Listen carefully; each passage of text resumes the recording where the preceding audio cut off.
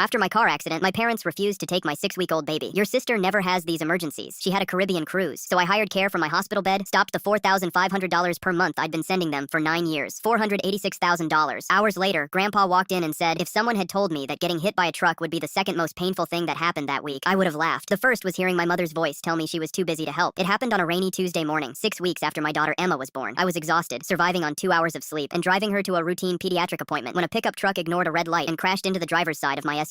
The impact spun my car across the intersection. When I woke up, firefighters were cutting the door open. My first words weren't, am I okay? They were, where's my baby? A paramedic smiled and pointed toward another ambulance. She's crying. That's a good sign. I cried harder than she did. The emergency room confirmed what I already felt. 2 broken ribs, a fractured pelvis, severe bruising, and a concussion. I would need several days in the hospital and weeks before I could safely carry my daughter. Then panic set in. Who was going to take care of Emma? Her father had passed away 3 months before she was born. I didn't have siblings nearby, except my younger sister Ashley, who still lived with our parents, so I called Mom. She answered cheerfully. Hi, sweetheart. I burst into tears. Mom, I've been in a car accident. I'm in the hospital. Emma is okay, but I need you and Dad to keep her for a few days. There was silence, then a long sigh. Oh, honey. Relief washed over me until she finished. This couldn't have happened at a worse time. What do you mean? Ashley leaves for her Caribbean cruise tomorrow morning. We promised we'd drive her to the airport and watch her dog while she's gone. I actually thought she was joking. Mom, I was hit by a truck. I know. I can't walk. I know. I have a 6-week-old baby. I know. Then why are we talking about Ashley's vacation? Her answer still echoes in my head. Because your sister never has these emergencies. I couldn't speak. Dad got on the phone. Your mother explained everything. Ashley has been looking forward to this trip for months. So I'm less important than a cruise? It's not that simple. No, I whispered. It's actually that simple. I hung up. My nurse found me crying. Within an hour, the hospital social worker helped me arrange emergency newborn care through a licensed postpartum agency. The caregiver, Maria, became an angel in scrubs. She stayed with Emma, brought her to the hospital every few hours so I could feed her, cleaned my apartment before I came home, and somehow made me feel less alone than my own family ever had. Meanwhile, my parents posted smiling airport selfies online. The caption read, "Family comes first." I stared at that sentence for a long time. Then I laughed. Not because it was funny, because if I didn't laugh, I'd never stop crying. 3 weeks later, while recovering at home, I finally looked through my finances. There it was, an automatic transfer leaving my account every month. $4,500. 9 years earlier, after Dad retired, my parents told me they couldn't afford their mortgage anymore. I wanted to help, so every month, without fail, I sent money. 9 years, 108 payments. I opened my calculator. $486,000, nearly $500,000. I realized something. The parents who couldn't spare 3 days for their injured daughter had never missed accepting my money. I opened my banking app, canceled the transfer, closed it forever. Less than 4 hours later, Dad called. The mortgage payment didn't go through. It wasn't supposed to. What are you talking about? I'm done paying. You can't do this. I already did. Mom started crying. We depend on you. So did my newborn. Silence. Ashley called next. You're punishing everyone because Mom wouldn't babysit? No, I'm finally stopping something I should have stopped years ago. For weeks, relatives called me selfish. Not one of them offered to help when I was in the hospital. Then one Saturday afternoon, someone knocked on my door. It was Grandpa, Dad's father. He hugged me, smiled at Emma sleeping in her bassinet, and quietly placed a thick envelope on the kitchen table. I think it's time you knew the truth. Inside were bank statements, property records, and investment documents. My parents weren't struggling, not even close. Their mortgage had been paid off years ago. They owned 2 rental houses.